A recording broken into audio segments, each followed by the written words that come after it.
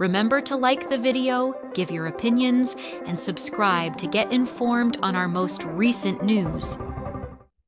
Storms have always fascinated me. The drama, the sheer strength, the way they disrupt everything and make everything feel fresh once more. But what transpired during that specific storm altered everything. It had nothing to do with thunder or lightning. It was about something completely different, something human, surprising, and incredibly moving.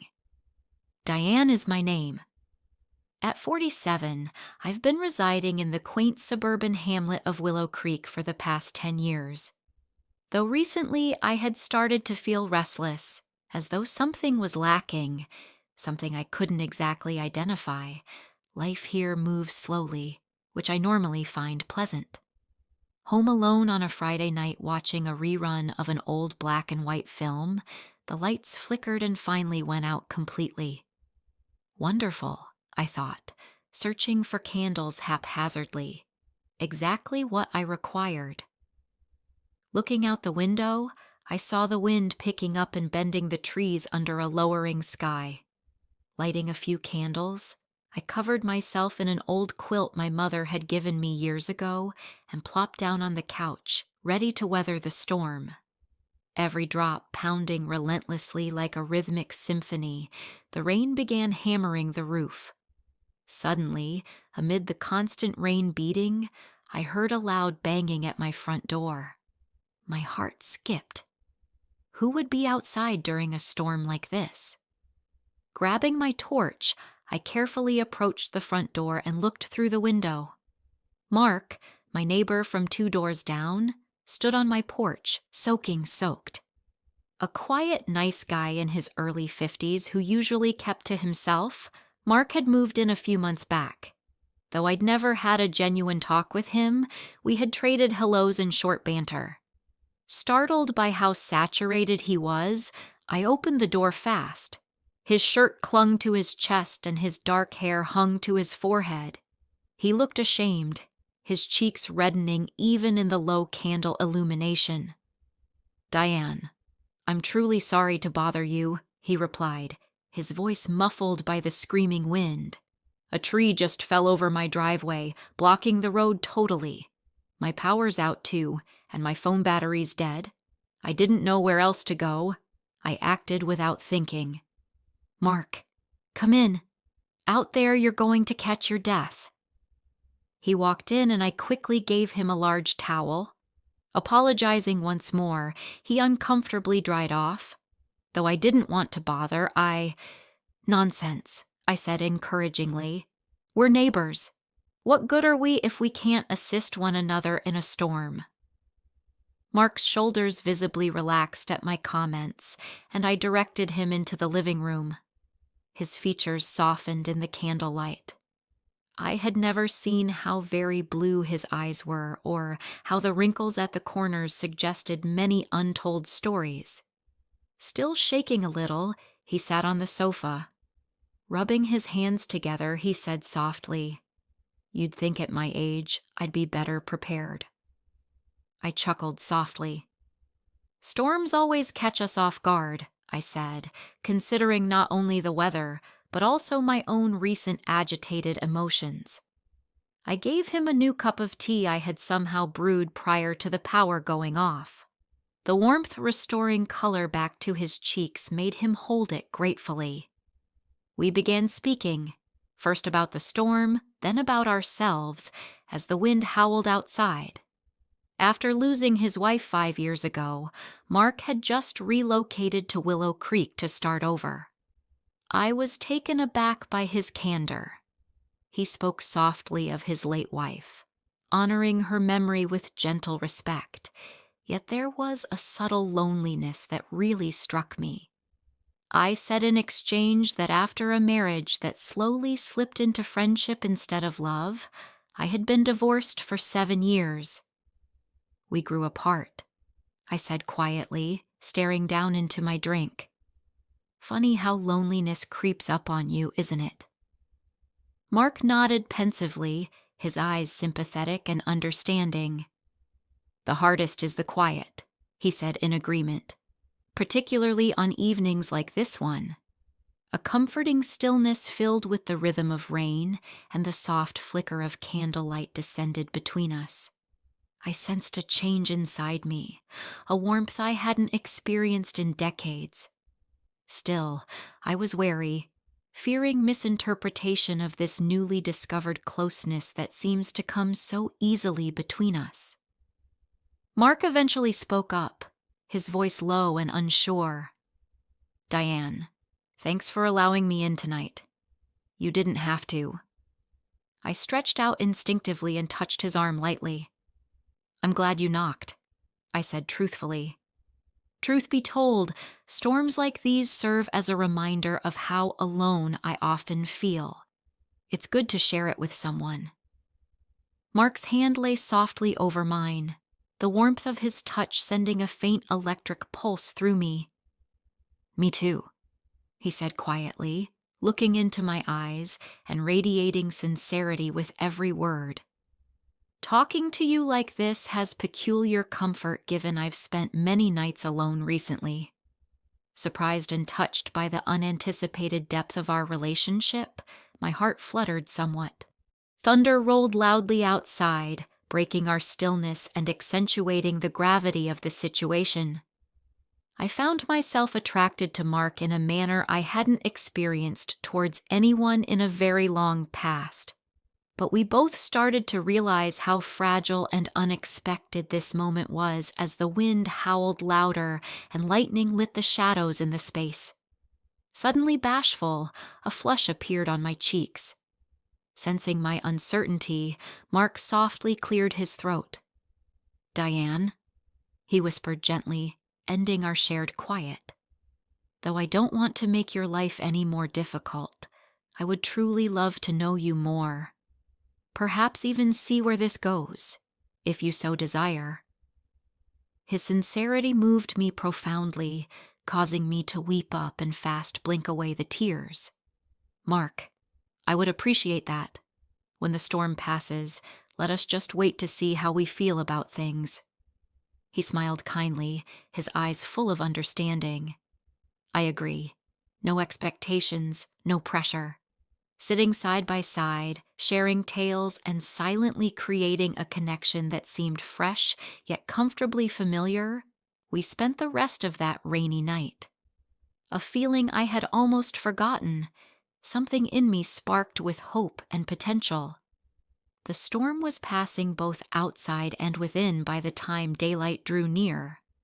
But the unanticipated warmth I found with Mark was the genuine shock of the evening, not the furious storm or falling trees. Though I couldn't yet know how much our lives were about to change, I did know one thing for sure. The storm had brought something unexpected into my life, and there was no turning back now. Morning came softly, pouring mild sunlight through my drapes and spreading patterns across the wooden floor. Outside, trees lay strewn in yards, leaves covering the streets, evidence of yesterday night's tumultuous weather. But within my house, the storm's remains told a different story, one of vulnerability, warmth, and unanticipated friendship. Mark had left soon after daylight to evaluate the damage at his home. His presence stayed in my mind long after the door closed behind him. His eyes held mine when he talked. The honest softness in his voice, these subtle aspects played out nonstop in my head, causing me to smile quietly into my morning coffee. Mark came coming slowly down the street that afternoon as I picked up fallen branches from the garden. His steps stopped momentarily at my property border and then started confidently towards me. "Hey again," he shouted, grinning broadly. "Seems like you have a lot of cleaning to do." Brushing stray hair from my face, I chuckled quietly. "It's not too terrible. How's your house looking?" "Not great, to be honest," he murmured, massaging the back of his neck with a rueful smile. "That tree wrecked some of the roof in my fence. I'll be occupied for a time." "Well," I said right away, startling myself, Let me help you. 2 pairs of hands are superior to 1. Mark appeared surprised by my suggestion. Then, a mild appreciation softened his look. Diane, are you certain? You have a lot of your own mess. Playfully daring him, I set my hands squarely on my hips. Certainly. Apart from that, I owe you for last night keeping me company. His face burst into a real smile, wrinkles softly appearing around his blue eyes. That being the case, I humbly accept. Walking side by side towards Mark's house, I found myself thinking about how natural it seemed to be with him, even if our relationship was short. Being with him made me feel an ease I hadn't had in a long time, one that made the work in front of me seem less overwhelming. Mark's property was in bad condition. The huge tree sprawled across his driveway, twisted limbs strewn over the yard, and broken timber all around. Though he was shaking his head a little, he still managed to stay optimistic. I suppose Mother Nature had different ideas for my weekend. We both chuckled quietly, enjoying a moment of shared amusement.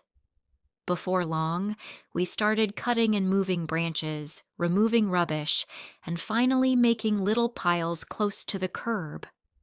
Hours flew by. Discussion between us flowed smoothly as though we had known one another for decades. Mark spoke more tales from his past during our breaks, and I revealed my own dreams and anxieties, things I hadn't said aloud to anybody in decades. Under the wide sky, the emotional tie that began in the candlelit intimacy of last night expanded steadily, fortified by mutual understanding and quiet trust. Mark's look became pensive as we stopped late in the day, sitting on his porch railing and drinking chilled lemonade. He said softly, "It's amusing, right? Occasionally, the most terrible storms provide the most insight." I looked up to see the pure sky where only hours before clouds had been raging. Turning to look at him, I said quietly, "I was just thinking about something similar. Sometimes, I think, a little turbulence serves as a reminder of how much we long for connection." Mark looked at me, his gaze softly probing my face, maybe noticing the unsaid weakness I had concealed from others for years. "Diane, I've spent a long time convincing myself I didn't need anyone else. That solitude was strength," he said, his voice cracking slightly. "Being with you, however, makes me see I've been deceiving myself." His comment's gentle honesty moved me and my breath stuck in my throat. I slowly extended my hand and softly rested it on top of his. From that basic act, warmth radiated from his fingers gently tightening around my own. Looking down at our linked hands, I whispered softly, "Maybe we both needed that storm more than we believed." His voice was soft and reflective. "Perhaps fate, Diane. Life waking us up, telling us what we have been lacking." For a time we stood silently, taking in the gravity of the situation. The quiet was filled with subtle tension, a fragile expectation that communicated more than any words. Mark eventually spoke up quietly, his voice low and personal. "Diane, would it be okay if I took you out for dinner one day? I'd really want to see you again in a more deliberate context." Instantaneously, my heart warmed and my grin spread gradually across my face. "That would be great, Mark." Relief mixed with exhilaration as his visage significantly brightened. "Good," he murmured quietly, chuckling softly. "To be honest, I was anxious you might decline." I held his hand encouragingly. "Not after all we've shared. No chance." Mark's garden was softly illuminated by a golden glow as the sun started to sink towards the horizon, reflecting gently in his eyes. Between us was a newly discovered tenderness, a delicate but strong link neither of us had foreseen. Still, it seemed sincere, clearly genuine. Later that evening, I walked back home feeling lighter and more hopeful. Life had surprised me in the greatest possible way, reminding me how much warmth, generosity, and unanticipated relationships could enhance us, even at times we least expected them. Mark, his kindness, transparency, and real vulnerability was on my mind as I got ready for bed that evening. I had not felt this optimistic about someone in a very long time. Could this storm really have altered everything? I lacked all the solutions, but for the first time in years, I felt driven to find them. With the gentle murmur of nighttime crickets coming through the open window, I whispered a secret thank you to the storm, to fate, and especially to Mark in the still darkness of my bedroom. Little did I realize the emotional intensity of this trip had only just begun, and what happened next would impact us both in ways we could not yet foresee. Thoughts of Mark flowed softly through every moment of the next 4 days, which flew by. Distracted by memories of our shared talks and the gentle comfort of his presence, I found myself smiling impulsively. At 47, I had not expected to feel like a schoolgirl impatiently waiting for a phone call, but my pulse raced every time I looked towards his house. The day of our meal finally came. Mark had recommended we visit the lovely small Italian restaurant downtown, a warm family-owned business famous for its soft lighting and intimate vibe. It had been long since I had felt this anxious or thrilled. That night, I dressed carefully, selecting a plain yet beautiful blue outfit that highlighted the brilliance in my eyes. I grinned at my mirror reflection, seeing how the excitement had softened my features and given me a young glow I had nearly forgotten. My breath caught as Mark came to fetch me up, waiting at my door with a lovely grin. His black pants matched his strong, quiet attitude. He wore a neat navy button-down shirt with sleeves pulled up casually. He gave me one gently scented, deep crimson rose. Quietly, with sincerity clear in his loving gaze, he said, "Diane, you look lovely." Accepting the rose and breathing in its exquisite perfume, I reddened slightly. "Thanks, Mark. You seem really kind, too." We found a corner table under lovely golden lighting at the restaurant. Soft music in the background set a mood that welcomed closeness and openness. Laughter and times of quiet understanding punctuated natural conversation. Mark's eyes glimmered with soft humor as he remembered his youth, and I told stories from my own history, astonished at how easily vulnerability appeared when speaking to him. Halfway through our meal, Mark's face turned thoughtful and a little uncertainty appeared. Meeting my gaze with deliberate earnestness, he carefully set his fork down. "Diane," he started slowly, "there's something I feel I need to tell you. Something that's been on my mind since the storm." I stopped, my heart racing all of a sudden. "Go on," I said gently, attempting to mask the little fear that started to surface. He breathed deeply and slowly, as if collecting his thoughts.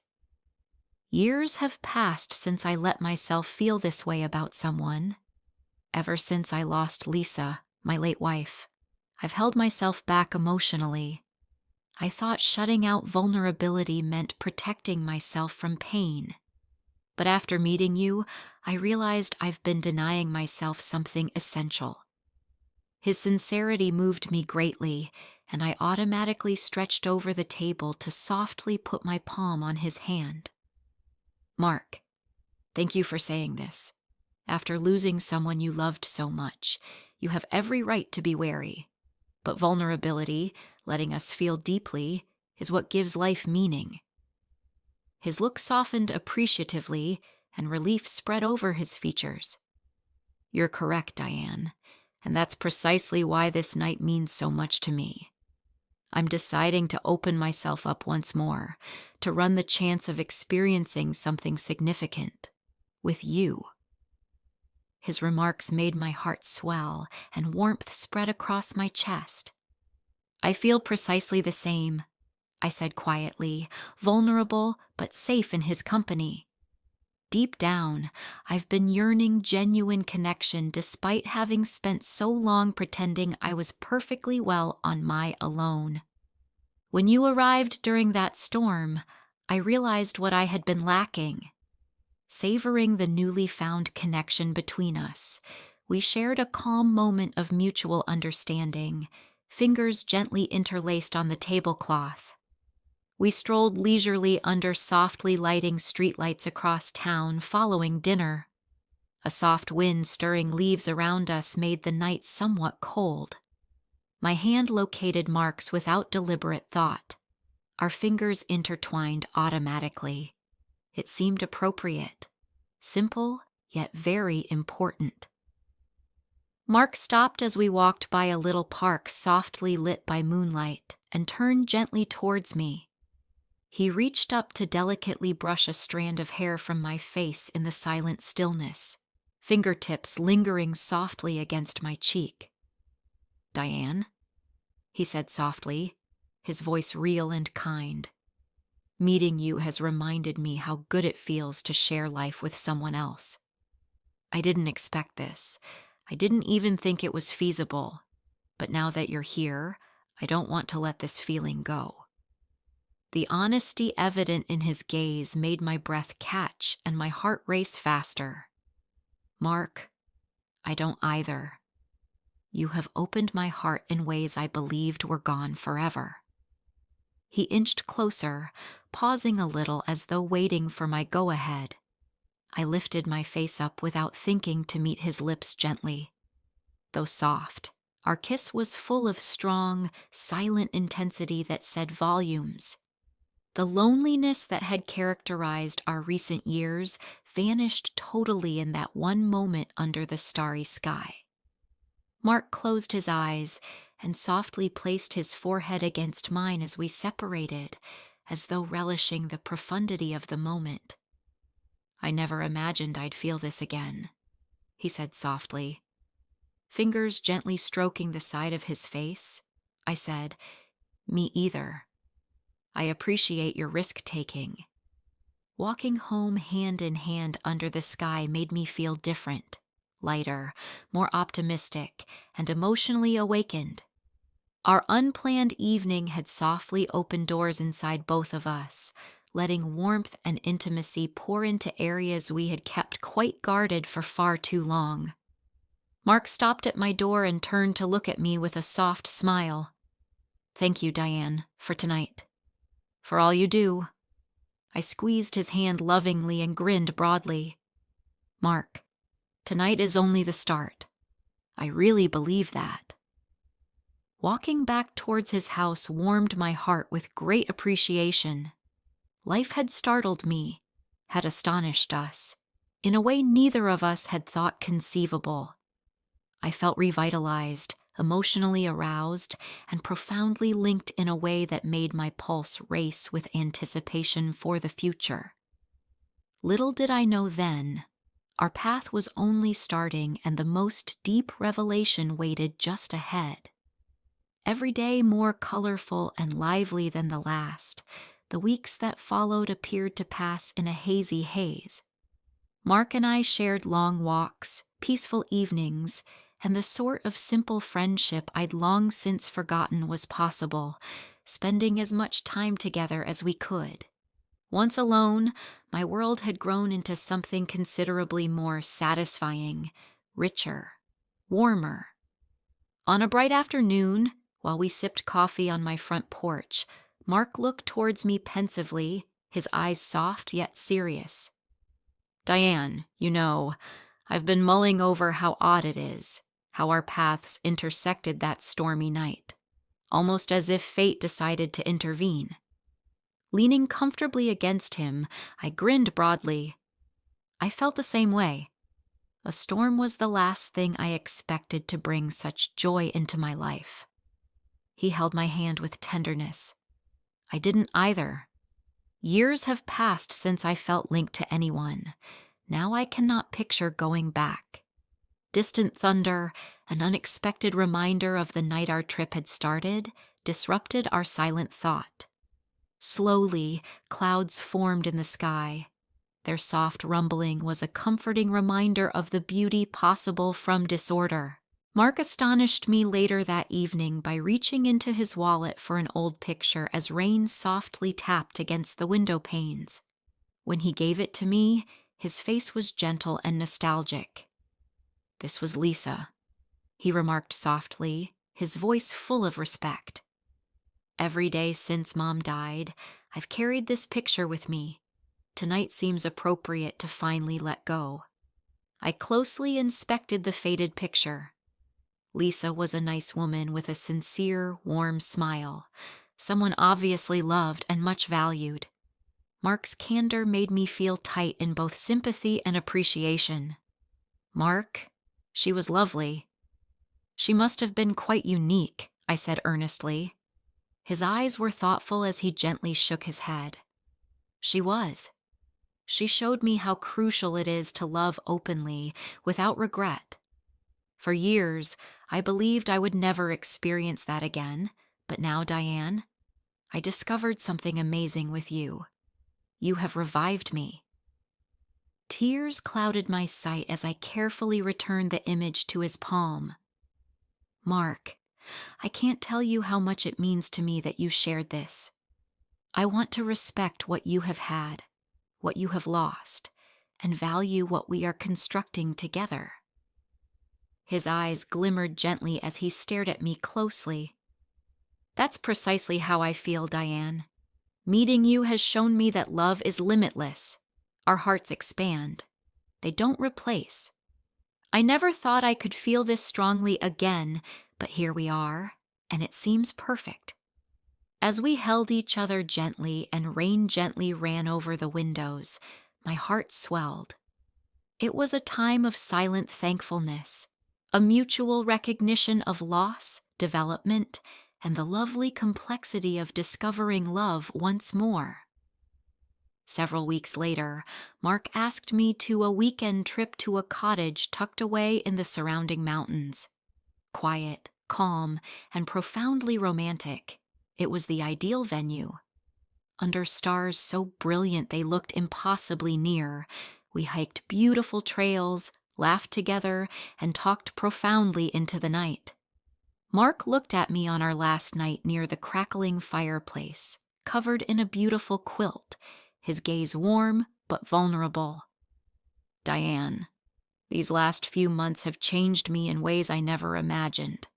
I never thought I'd meet someone who gets me the way you do. You have opened my heart again and given my life more happiness than I ever imagined." Happiness made my eyes wet and emotions surged inside me. "Mark, I feel precisely the same. You have returned me to myself. Now, I cannot picture my life without you in it." He drew a little velvet box from his pocket. Anticipation flooded my chest, and my pulse soared, breath catching. Mark's voice quivered a little. Every syllable showed honesty. "Diane, life brought us together in the most unexpected way. Through a storm, a knockdown tree, and a soft knock on your door. I believe with all my heart that we were intended to find each other. So tonight, I want to ask you, will you marry me?" Nodding fervently and chuckling gently in my happiness, I found tears rolling down my face. "Of course I'll marry you, Mark. Yes, naturally." Then he softly pulled me into his arms after slipping a thin, dazzling ring upon my finger. Joyfully by the warm glow of the fire, we kissed deeply, sealing our dedication to enjoy the unexpected, lovely path life had given us. We told friends and neighbors our joyous news as we returned home. Their congratulations' sincerity reflected the happiness we both experienced profoundly within. Privately, though, we understood that our actual celebration was much quieter, much deeper, a shared awareness of love produced from vulnerability, openness, and emotional fortitude. A few close friends, neighbors, and relatives surrounded us as we married in a tiny, intimate ceremony in our lawn some months later. Our vows were honest, sincere, and very emotional, reflecting our path. Standing before Mark and gazing into his eyes, I knew without a doubt that this storm, both literal and emotional, had taken us precisely where we needed to be. Mark gently grasped my hand later that evening as darkness fell softly about us and smiled at me lovingly. "Mrs. Anderson, are you ready for whatever follows next?" Feeling really thankful and quite optimistic, I squeezed his hand affectionately. "Mark, facing it together will help me to be ready for anything." Beneath a sky slowly filling with stars, we stood together with hearts bonded by vulnerability, openness, and mutual respect. Our path had been unanticipated, profoundly emotional, and life-changing in ways we never thought imaginable. Facing our future made one thing certain. Together we found something amazing, the bravery to love truly, freely, and without regret. And that was worth every storm we had ever confronted. I stayed next to him, head against his chest, listening to the unrelenting thrum of his beat. Once he touched my hair to smooth it down. Lacking any relevance, he remarked, "We can't keep doing this." I was aware. I still knew I didn't want to give up. Not now. Not when I had only just began to feel as though my body belonged to me once more. Not when someone finally noticed how I moved, how I breathed, how I slowed my steps when I didn't want to leave. My husband and I sat through dinner later that evening, just the three of us, like though nothing had happened in the garden. I passed on the salad. He poured the wine. Repainting the kitchen cabinets was something my spouse asked about our view on. We each nodded and answered in order. Though the dance was flawless, I could still feel the under-the-table intensity. Though our knees didn't touch, I knew I wouldn't move away should they. After supper, my husband went to the den to view something he had recorded. Holding a dish towel in one hand, I stood in the entrance observing the two men in my life breathing the same air under the same roof. One of them's loyalty pushed him to love me. The other wanted me since he couldn't help himself. It was the most awful kind of intimacy. My spouse touched my shoulder that night in bed. His fingers were fragile, tentative. I gazed at him not out of obligation, but rather because I wanted to know, had to remember what this was supposed to feel like. He kissed me. I let him, but my body did not react. Not as it formerly did. The garden sprang to mind, to calloused hands on my waist, to kisses that burned and endured. I closed my eyes and let the time pass. I touched something in the dark that terrified me. Being caught didn't bother me. I was afraid I might not. The following days unfolded with false tranquility. I prepared meals, responded to emails, folded laundry with unwavering accuracy, and completed my tasks like clockwork. I kissed my spouse when he left for work. I asked about his day when he returned. From the outside, I was the same. Inside, something fundamental had been shifted, like furniture in a room I could no longer cross in the dark. My body had a memory that would not go away, and more, it did not want to. Every part of me still remembered the pressure of his hand at my waist, the deliberate slowness of his breath, the warmth between his fingers and the small of my back. These were not just moments. They had become into sensations that stayed with me like scent on skin. I felt them in the quiet before sleep, in the serenity of the afternoon, in the absence of all other items.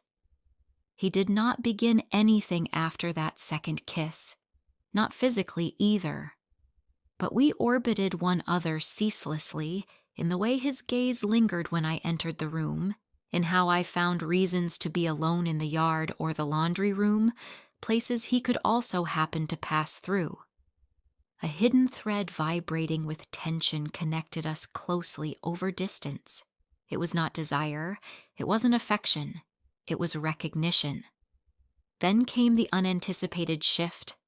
My hubby began to notice me again unannounced. Not in big ways, not in declarations or surprises, but in subtle, uncomfortable gestures of attentiveness.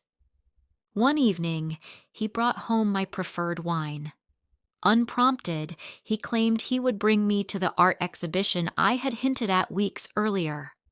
At night, he held me longer and kissed me more fully.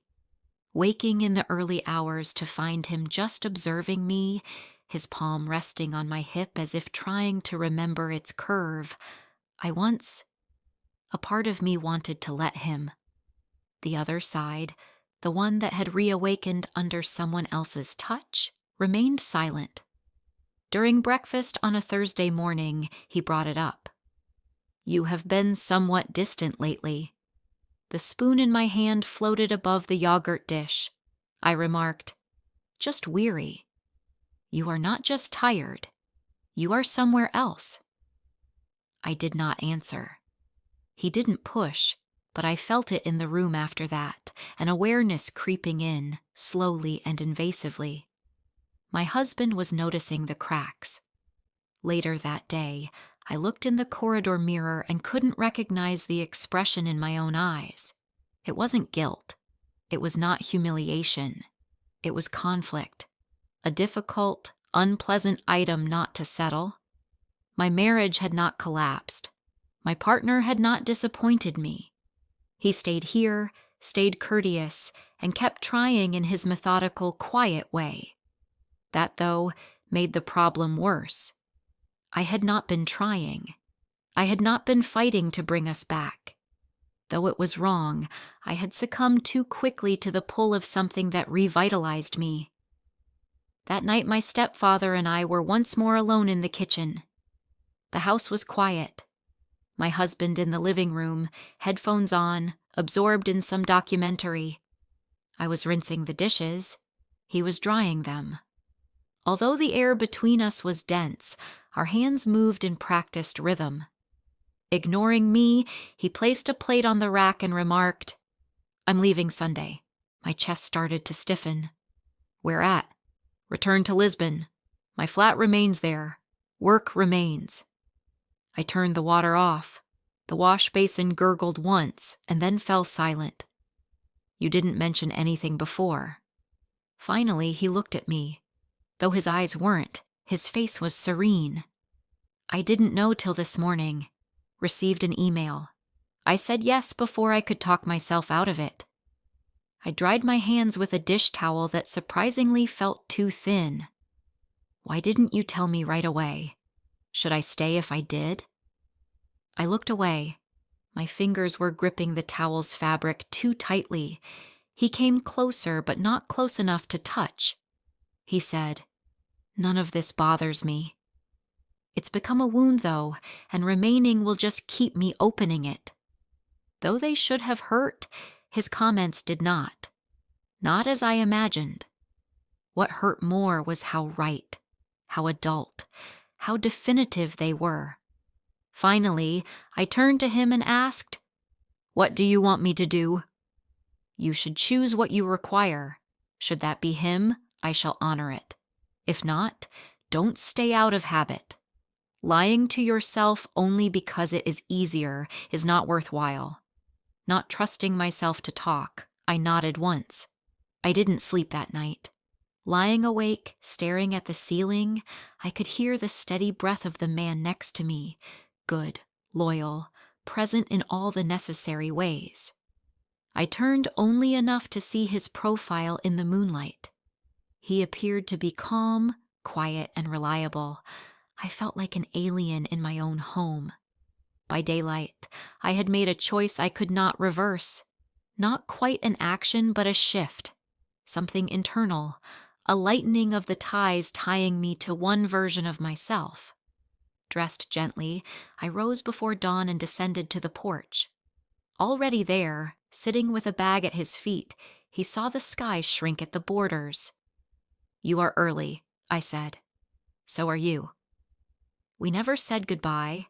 We didn't have to, though. His eyes searched mine for a long time before dropping to my still naked hand, fingers somewhat curled at my side. He nodded once, a sign that said everything we had not had time to say. Then he got up, took his bags, and walked down the path, ignoring back glances. I stayed on the porch long after his car had disappeared down the street. In my hand, my coffee grew cold. My body still remembered his warmth. But inside, something else had also started to cool. Merely the little growing feeling that nothing would be the same again, and that I had changed it. No regret, no clarity. The days following his departure hung like damp linen on a clothesline, heavy, slow to dry, clinging to the smallest memory wind. I swam through them as though under sea. Everything seems familiar yet distant. Though no one had asked for it, I refilled the sugar container, answered business emails with hollow enthusiasm, and folded towels with machine precision. The vibrations anchored me. The emptiness inside me expanded slowly. The sudden return to normalcy appeared to relieve my spouse. Naturally, he didn't say it out loud. He wasn't the sort. But his expressions grew softer. He stopped asking during breakfast. He said nothing about my fidgeting or my silences. Perhaps he believed whatever had shattered in me had begun to seal. He might have mistaken absence for closure. Absence is not, however, tranquilly. It's just quiet. The envelope came next. Late Thursday afternoon, clouds filled the sky, the kind that hang low and diminish everything. Among the usual chaos, catalogs, a bill, a dentist reminder, the mail delivered a white unmarked envelope with my name written in that unmistakable slanted, clean, European script. Held in both hands at the kitchen counter, my fingers pressed the edges. Afraid to open, afraid not to. Inside was one page, folded once. No greeting, no date. Printed, only a quick note. Spare, I didn't stay. I left believing in us. Sitting down slowly, the letter in my hands trembled. Those words' weight slammed into my chest like rock. He wasn't begging. He was not in charge. In a sea of half-lived conversations, he had only offered me one truth, something pure. I didn't tell my husband. I could not. Not because I was defending the affair, but because I no longer trusted myself to talk about it without wanting it back. That night, as we lay down, he turned to me and put a hand under the duvet on my waist. Soft was his touch, a sign he hadn't used in weeks. "I have missed you," he said softly. I did not respond right away. The ceiling above us glowed faintly from the streetlight outside. I looked at the shadows on the wall, my body tensed not in denial, but in anticipation of the falsehood I would have to speak. I eventually remarked, "I've been here," and hated how hollow the words seemed. As he drew closer, he kissed my shoulder. "I get it, but sometimes it looks like you aren't." There was no fee, only observation. It hurt more than any uncertainty would have. Later, I lay up for hours, eyes wide, staring at the ceiling while he drifted off. Every scenario I replayed was the back seat of the automobile where our legs had touched but never intertwined, the garden, the porch, the kiss of the cedar tree, the tranquility of the drive home.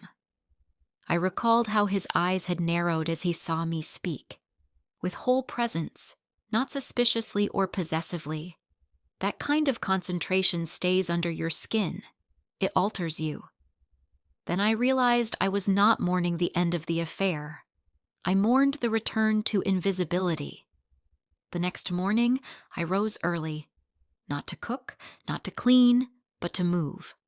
I sought proof of life, movement, and fresh air. I left a note on the counter claiming I went for a stroll. Back soon. I did not walk the trail of the park. I didn't walk towards the shops. I strolled instead into the historic portion of town where the pavements broke at the edges and brick structures leaned together like talking elders. I walked past a closed cafe with filthy chairs still stacked inside. A second-hand storefront crammed with clocks, all displaying different times. I landed up at a small train station I had not meant to find. I stood there watching people board the morning queue, all certain of where they had to be heading. Years had passed since I had felt such confidence. I sat on a seat and looked at the tracks until my coffee in my hands turned cold. I did not want to run. I didn't want to abandon my life. I just wanted to really feel that I had some control over it. That night, my husband suggested we depart together. Just the two of us, perhaps next weekend. That site you liked beside the lake. I was grateful for the suggestion and nodded, but something in me recoiled. Returning to a site packed with old memories and pretending to make new ones on top was like burying still warm flames under snow. I said I'll check my calendar and left it at that. Lips brushing my forehead, he said goodnight. Long after the lights went out, I lay in bed going over the letter's words. I departed because I did. That line ripped apart in my thoughts like thread, pulling at all I had thought was securely sewed. I flipped it over and over not for hope or regret, but rather because it reminded me of the very need to be wanted that drove someone to leave to safeguard what he felt. And then it struck me. My spouse had never fought for me. Not really. He had lived next to me, saved me, and protected me. The man who kissed me beneath the trees, though, had seen the storm in me and had stepped into it. I did not cry. The letter was never touched by me again. I just knew I would never go back to who I was before it arrived. Following the letter, I began to see the smallest nuances more clearly. Rhythmic stairway footsteps, the soft clink of a spoon in a ceramic cup, the split second of uncertainty before my husband touched my back. Life had returned to its usual shape, yet nothing about it now sat quite right. It felt like wearing a borrowed coat. Familiar in cut, but maybe too snug in the arms. Once again, he said nothing about the weekend away. I think he could feel me pulling inside like a tide that had decided to remain offshore. He tried to set the table early in his own manner, text me all day to see in, and ask if I wanted to start reading a book with him at night. They were thoughtful deeds. They might have worked 6 months ago, but now they looked like applying cosmetics on a shattered mirror. It did not fix the break. It just hid it for a while. Though I continued with the dinners, the smiles, the surface conversations, I couldn't help but shake when I was alone. But from the realization that I had entered a life I could never undo, not from fear, not even from want. I found myself reading the letter again in the calm areas of the day. Once in the washing room with the door nearly closed. Another time in the pantry when I pretended to be rearranging jars. Though I never cried reading it, my heart ached in a way I couldn't articulate, like a stretched violin string waiting for sound that never came. The incident that undid me was not remarkable. It has nothing to do with him, though. It came from a single sentence my spouse spoke while we were watching television. "You seem to be getting better lately." Trying not to react, I blinked slowly. In what way improved? Simply lighter, as though you were sleeping more, not as stressed. Though said with empathy, what I heard underneath was what he could not see. Everything I had managed to hide under courteous dinner conversations, immaculate linens, and filthy dishes. That night in the bathroom, brushing my teeth, I gazed into the mirror at my own eyes. Then I understood what I had been avoiding for weeks. I could stay, and nothing would collapse. I would still be married. My husband would stay constant, nice, and cordial in his attitude. But within that opulence, I would be quietly vanishing. Fully clothed, I lay motionless next him, listening to his breath even out in sleep. Remember to like the video, leave your opinions, and subscribe to be informed on our most recent articles. I never imagined that night would alter my perspective on all, my career, my decisions, and especially the man I had worked beside for more than 10 years. But certain times sneak up on you when you least expect them, unfolding like a perfectly timed symphony, each note hitting something deep inside of you. It began as a typical evening. The city's lights sparkled through the broad glass windows of the rooftop venue. The annual business gala had just finished. Stepping outside, breathing the fresh night air, thankful to be away from the commotion, the laughing of colleagues still rang in my ears. Reminders of the long hours spent standing and smiling, my heels pinched somewhat. Leaving already? I turned to find him, James Carter, my supervisor for the last 12 years. Silver at the temples, smartly dressed, and always carried himself with the confidence of a guy who has built something from the ground up. Though something in his expression that evening seemed altered, at 61 he was as calm and collected as always. "Just getting some air," I said, smiling slightly. Stepping next to me with his hands in his pockets, he said, "That was quite a party." His typical sense of authority softened by the streetlight shine. "It was, but I'll be honest. These events aren't really my thing," I said with a laugh. "Funny, you run them every year." "That's just business," he replied, bending his head slightly toward me.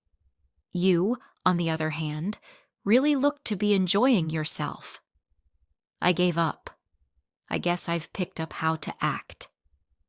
He chuckled softly, and for a while we stood in quiet contentment. Though the city buzzed all around us, in that little pocket of time there was only the two of us, side by side, free from the organized formalities of the office. Then came the words I had not anticipated. He said, "I'm not ready to leave home yet. Care to join me for a drink?" I was unsure. We often spoke outside of work, late-night calls, strategy sessions running into the evening, but this seemed unique. His tone had something unspoken that slightly quickened my heart rate. I eventually said, "Sure. Why not?" Away from the bright-lit towers of downtown and into a quieter section of the city, we went along the street. He took me to a tiny lounge with low lighting and mellow jazz playing in the background, cozy. It was the sort of location that seemed ageless, unaffected by the outside world's bustle. He untied his tie as we got comfortable in a corner booth, a move I had seldom observed. He gazed at me, actually gazed at me, as though viewing me in a different light. Swirling the amber liquid in his glass, he remarked, "You've been with the firm a long time." I nodded. 12 years. "Have you ever thought about how different life would have been had you taken another path?" His question took me by surprise. "Are you wondering whether I regret my decisions?" He shook his head in disapproval. "Just curiosity, not sorrow. Do you ever think about the roads not taken?" I let out a slow breath. I believe we all do at some point, but I've always felt that every choice, every turn we take, takes us precisely where we're supposed to be. He found that amusing. That's a smart perspective on issues. For the first time in years, we conversed, really discussed. Nor about work, nor about deadlines or quarterly reports, but about living. He told me about his early years, the difficulties of starting the business, the sacrifices that followed. I also contributed bits of myself, the aspirations I once had, the experiences that formed me. Time became hazy. From 1 drink to 2 to 3, the air between us changed somewhere between nostalgia and hilarity. Hesitant and looking, he stretched over the table, fingertips brushing the back of my hand. I did not withdraw. There was a pause, a suspended breath where everything hung in the balance. And then gently, he said, "I never told you this, but I've always admired you, beyond just your work. You have this presence, this way of making the world feel grounded even when all else is chaos." My heart raced a bit. Though I was no stranger to praise, this seemed unusual. It was something genuine, something deeper than flattery. It wasn't flattery. "You have always been the one constant," he said. Perhaps it took me too long to understand exactly how important that is. I gulped, not knowing what to say back. He was a guy I had respected for years, not only my boss. His opinion meant more to me than I wanted to admit. But sitting there in the warmth of that softly lit lounge, I wasn't thinking about work or professionalism. I was considering how he stared at me, as though seeing, being, a lady he had not let himself really see prior. "I should probably go home," I finally murmured, my voice lacking confidence. He looked at me for a long time before he nodded. "Allow me to guide you." Before I came down, he made morning coffee. The air stank of cinnamon toast and compromise. From opposite sides of the kitchen island, we sipped gently and stopped pretending we were okay. Later that day, I called a realtor. Not yet did I tell him. I asked, took notes. Opening closets I hadn't touched in years, I considered what I would save and what I would let go. I finally did that evening what I had been putting off. Once more, I removed the letter. Carefully unfolding it, I ran the edge of my hand over the crease to smooth it out. Though the paper had began to soften with time and rereading, the ink remained. Reading the sentences out loud, nearly whispering, I didn't stay as I lacked confidence in us. I departed since I did. I folded it once more into a little, worn square placed in the back of my journal rather than an envelope. Not because I had to keep him, but because I had to recall who I was when I read it the first time. The woman who realized she was merely lost, not broken. That loss was not permanent. That was a map. Weeks became days. He and I discussed more honestly about practicalities, time frames, what would stay and what would leave. There were no blowouts, simply gentle unwinding. Still, in the quiet, I thought about the garden, the cedar bench, the way the wind had caught the hem of my shirt the day he kissed me. I didn't dream of it. I did not seek it. But I appreciated it since the kiss hadn't destroyed anything. It had shown something I could still desire, still able to be wanted. On the last morning before the movers arrived, I stood at the entrance of what had once been our bedroom. The bed empty, the furnishings marked for sorting. I stood for a long time remembering the hundreds of nights I had spent there, both with someone and still alone. Stepping outdoors barefoot onto the porch where the early light had already begun to warm the planks, though overgrown now, the garden was nonetheless beautiful in its neglect. I sat on the cedar under the seat, the same one where I'd previously kissed a guy who had, unintentionally, changed the direction of my life. Not out of love, but mainly because he saw me. Now I was learning how to do the same. I did not cry. I didn't look back when I finally stood and stepped inside. Not every story ends with big gestures. Some end with a woman finally choosing herself. Quietly, completely. And maybe, just maybe, that was the real beginning. I started something new to keep myself busy. I joined a reading group, started helping out at the library, and signed up for pottery lessons at the community center. But all of these things were tiring, and I couldn't stand the long stretches of time when memories came flooding back like a storm. I saw his son's face everywhere, in the shadowed corner of the store, on the shoulders of a man across the street, and in the sound of laughter echoing down the hall. I always had my phone with me and read old texts, and sometimes wrote new ones I never sent. I learnt that hope can hurt, be sharp and constant, and not fade even as the days without him turned into weeks. My husband often suggested that we leave and start over somewhere else, but I always found a reason to stay. Moving wouldn't change what had happened. Running away from the past would only make it stand out more in the dark. I clung to the few freedoms I still had, like a quiet morning in the garden, a walk by the river by myself, and not having to answer questions.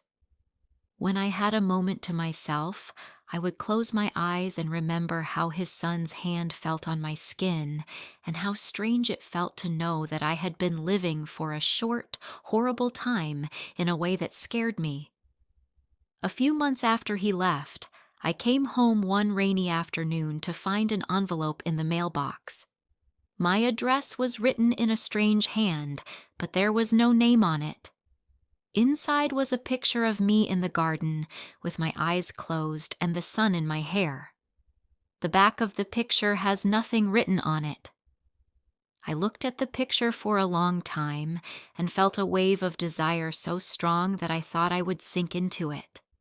It wasn't really a goodbye or even a promise. It was just a reminder that I had been seen and remembered. What had happened between us was real.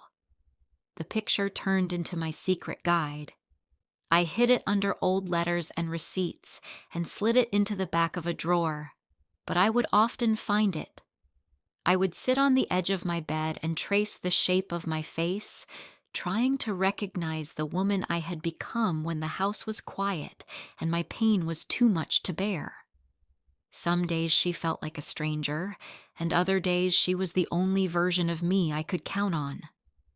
I learnt to live with my husband. It was a quiet peace that kept the peace, but didn't give me much comfort. We ate, talked, and pretended to be living a new life. When he reached for me in the dark at night, I let him, eager to remember what it was like to be close. But part of me always stayed somewhere else, lost in memories that wouldn't go away. I felt sad that I would never get back the simplicity and purity that had been lost because of want. But as the seasons changed and the days got longer, I found a fragile hope in being honest with myself again, but not with anyone else. I couldn't fix what I had done, and I couldn't pretend to be different.